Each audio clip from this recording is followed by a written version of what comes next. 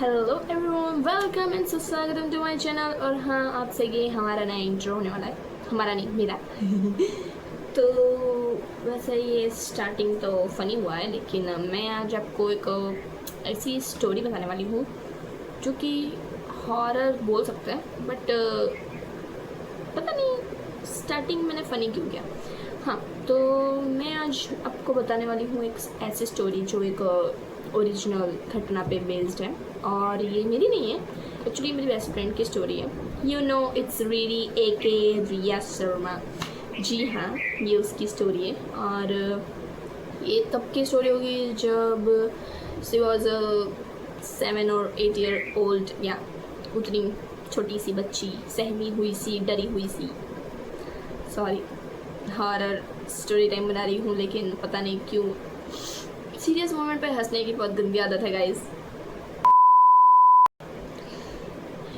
तो ये स्टोरी तब की है जब वो यहाँ पे नहीं रहा करती थी, मतलब तब वो दूसरी जगह पे रहती थी। और वो जगह मान लो कि वैसे ये इतनी भी पुरानी स्टोरी नहीं है, ज़्यादा तो नहीं, बट 10 साल पुरानी, आई थिंक 10 साल पुरानी होगी शायद। हाँ, तो तब ना वो एक ऐसी जगह पे रहती थी जो ऐसे अनडेवलप्ड, पुरानी सी कच्ची सी सड़क एंड वगैरह वगैरह, ऐसी जगह जो जैसे पुरानी फिल्मों में नहीं दिखाते, ऐसे पुरानी सी जगह होती है, ऐसे खंडहर टाइप बिल्डिंग्स वगैरह होती है, वहाँ पे कच्चे कच्चे रोड होते हैं, बस वैसी ही कुछ जगह पे वो रहती थी।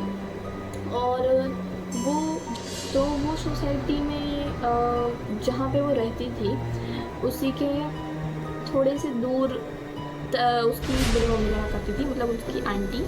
तो वो जो जगह थी ना, वो थोड़ी सी पुरानी सी थी, तो उसको पसंद नहीं है, उन लोगों को अच्छा नहीं लगा वो घर, वहाँ पे रहना अच्छा नहीं लगता था। तो उन लोग ने ना फिर घर यहाँ पर शिफ्ट कर दिया, मतलब अभी जहाँ पे हम लोग रहते हैं वहाँ पर, और वो मेरे बिल्कुल सामने ही रहती है। तो ये स्टोरी उसने मुझे तब बताई थी जब मैं उसके घर पे पायल पहन के गई थी। ये स्टोरी पायल पे ही है, तो ध्यान से सुनना।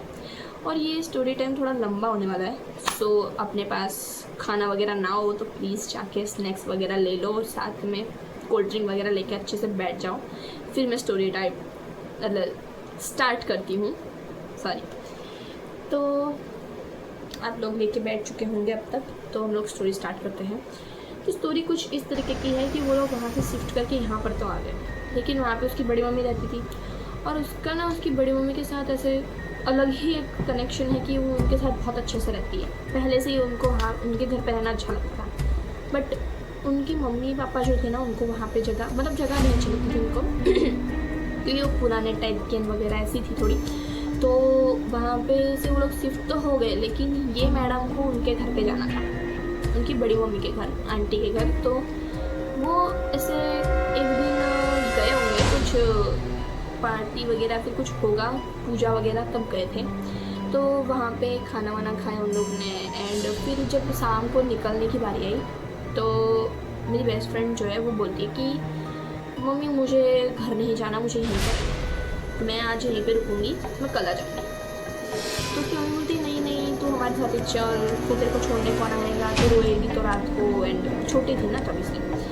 तो फिर उसकी बड़ी मम्मी बोलती कोई नहीं, उसको रहना है तो फिर रहने दो, वो कल आ जाएगी सुबह में, क्या हो जाएगा, वैसे भी अब तुम लोग कल फिर से आने ही वाले हो, तो फिर कल उसको ले जाना शाम को आके। तो उसकी मम्मी बोली चल ठीक है, रहने देते हैं। उसकी मम्मी ने परमिशन दे दी कि हाँ ठीक है, वो रह सकती है यहाँ पे। एंड तब गर्मियाँ थी, और वो तब मतलब ऐसे वो पुराने टाइप के लोग हैं, तो खर्चा करने में ज़्यादा मानते नहीं, तो उनके घर में AC वगैरह था नहीं, वैसे अभी है लेकिन तब नहीं था। ऐसे मैं उनकी बड़ी मम्मी के घर जाके आ चुकी हूँ, इसलिए मुझे पता है। तो उनके घर पे तब AC वगैरह कुछ नहीं था। तो पहले के टाइम पे कैसा था ना कि हम लोग इसे छत पे सोने जाया करते थे समर में, वैसा। और तब समर ही चल रहा था, तो तब वो लोग वहाँ पे छत पे सोने जाने वाले थे। तो सब लोग ना ऐसे अच्छे से तैयारी वैयारी करके रात को छत पे चले गए, सबके सब सोने।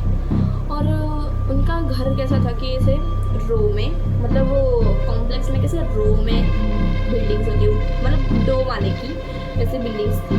और उनका तीसरा घर छोड़ उनके, हाँ, उनके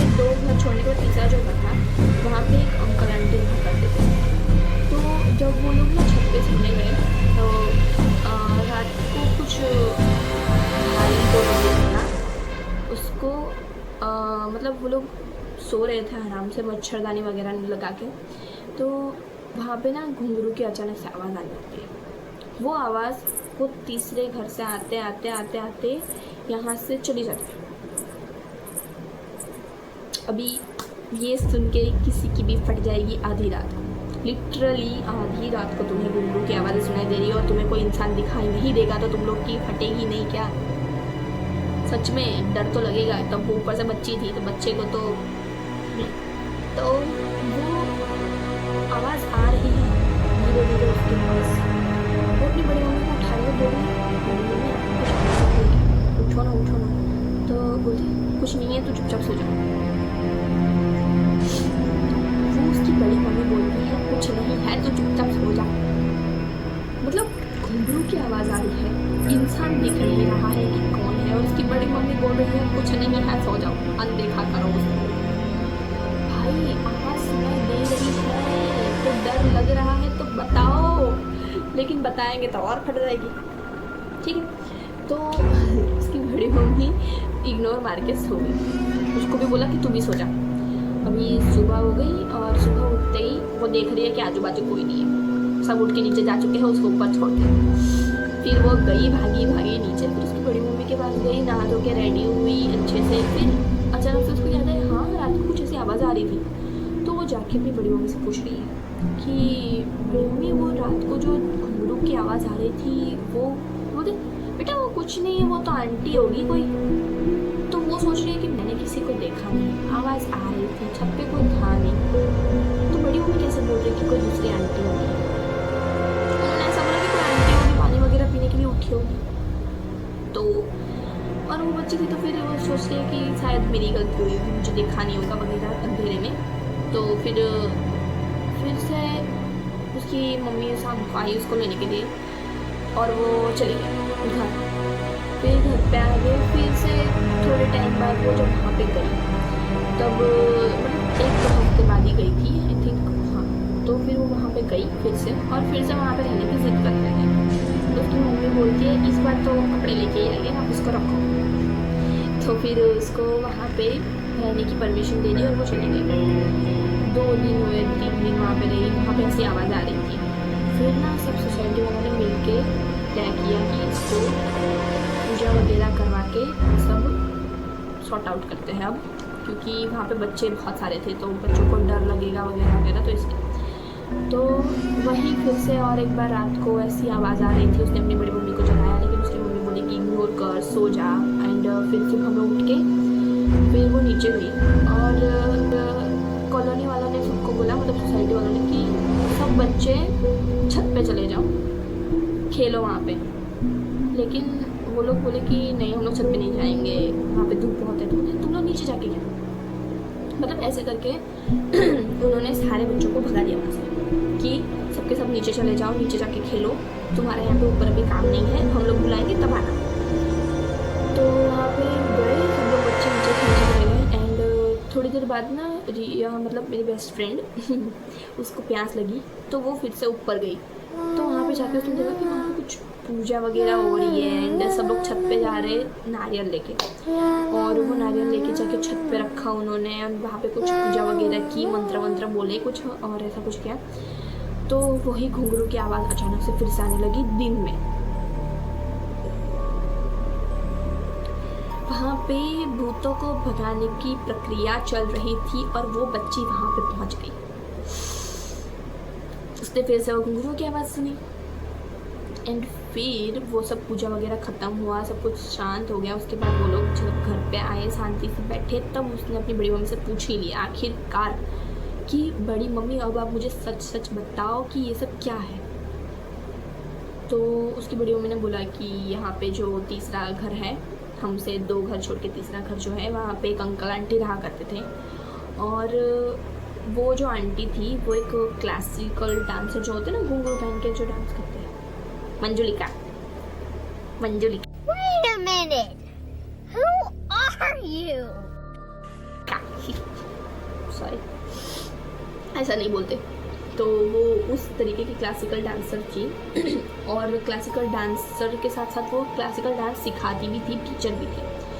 और उनके जो पति थे वो जॉब करते थे, कुछ नौकरी वगैरह, एंड वो ना ड्रिंक करते थे। जी हाँ, वो ड्रिंक करते थे। तो वो ना ऐसे जब भी ड्रिंक करके आते थे ना रात को लेट, एंड उसको आंटी के साथ मारपीट वगैरह करते थे एंड परेशान करते थे। वो बेचारी सह लेती थी पहले तो, लेकिन फिर उससे जब नहीं सहा गया तो उन्होंने क्या किया, जब एक दिन उसको ना बहुत ऐसे लड़ाई हुई ना, तो फिर उन्होंने बोला कि मैं ना अब मर जाऊंगी, मुझे जीना नहीं है।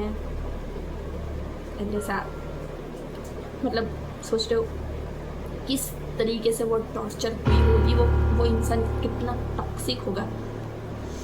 तो उन्होंने ये सोचा कि मुझे अब नहीं जीना है। तो उन्होंने क्या किया, वो अपने घुंघरू वगैरह जो थे ना वो उन्होंने तोड़ दिए थे अंकल ने। जैसे तू हर बार ये करती रहती है, वो करती रहती है वगैरह वगैरह, ये सब करते करते उन्होंने ना वो घुंघरू तोड़ दिए।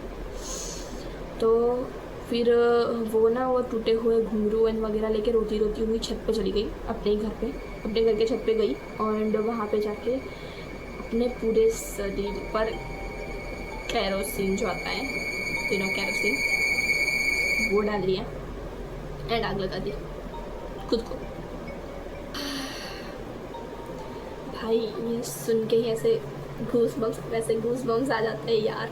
मतलब कोई इंसान अपने आप को जला दिया, सोच रहे हो।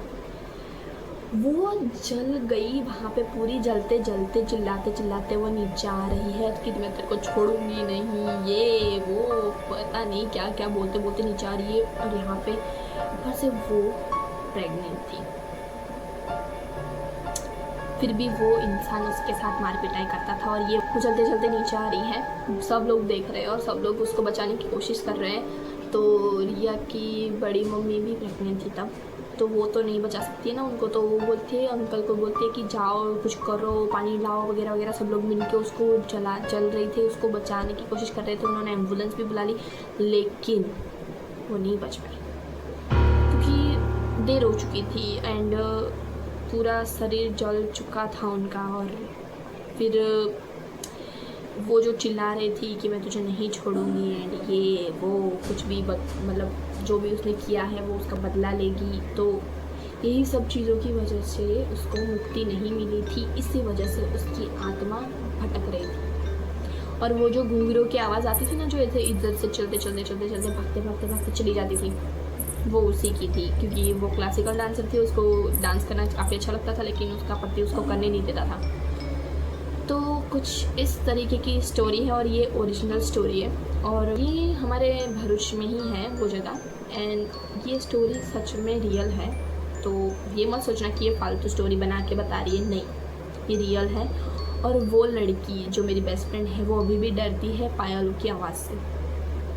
मैं जब भी पहन के जाती हूँ पायल वहाँ पे, तो वो डर जाती है कि कौन आ गया, लेकिन उसको पता है कि हाँ पायल वाली इंसान खाली एक मैं ही हूँ। तो इसीलिए एंड ये जो स्टोरी है ना, उससे मुझे लगता है कि ये मारपीट वाला हिस्सा जो था वो नहीं होना चाहिए, लेकिन अभी कुछ नहीं कर सकते हैं। काफ़ी पुरानी स्टोरी है, 10 से 1 साल पुरानी।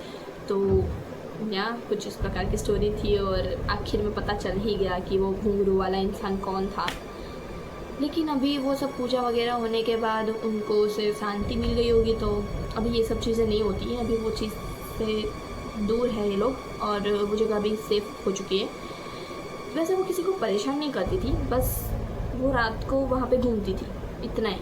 वो किसी को परेशान नहीं करती थी, वो आती थी और चली जाती थी अपना। और ये स्टोरी जब उसने मुझे बताई ना, तो पहले तो मुझे लगा कि नहीं ये ओरिजिनल नहीं हो सकती, बट ये सच है। और उसकी मम्मी ने भी मुझे बताया था कि हाँ ये सब हुआ था, सच है ये। तो बस आज की स्टोरी यहीं पे ख़त्म होती है, और ये मेरा पहला स्टोरी टाइम है, तो प्लीज़ जज मत करना। एंड ये काफ़ी ज़्यादा लंबा वीडियो हो चुका है, तो चलिए अब इस वीडियो को एंड करते हैं, और मैं शायद से आगे और भी स्टोरी टाइम बनाऊंगी। तो थैंक यू फॉर वॉचिंग। आपको वीडियो अच्छी लगी हो तो लाइक करिए, एंड मेरे चैनल को सब्सक्राइब ज़रूर से करना, क्योंकि मैं story times and daily vlogs and shorts, transaction video वो सब बनाती हूँ। तो प्लीज़ मेरे चैनल को सब्सक्राइब करिए, और थैंक यू फॉर वॉचिंग। मिलेंगे आपको मैं नेक्स्ट स्टोरी टाइम या फिर नेक्स्ट डेली व्लॉग में या तो फिर मिनी व्लॉग में। तब तक के लिए बाय बाय, टाटा, सी या।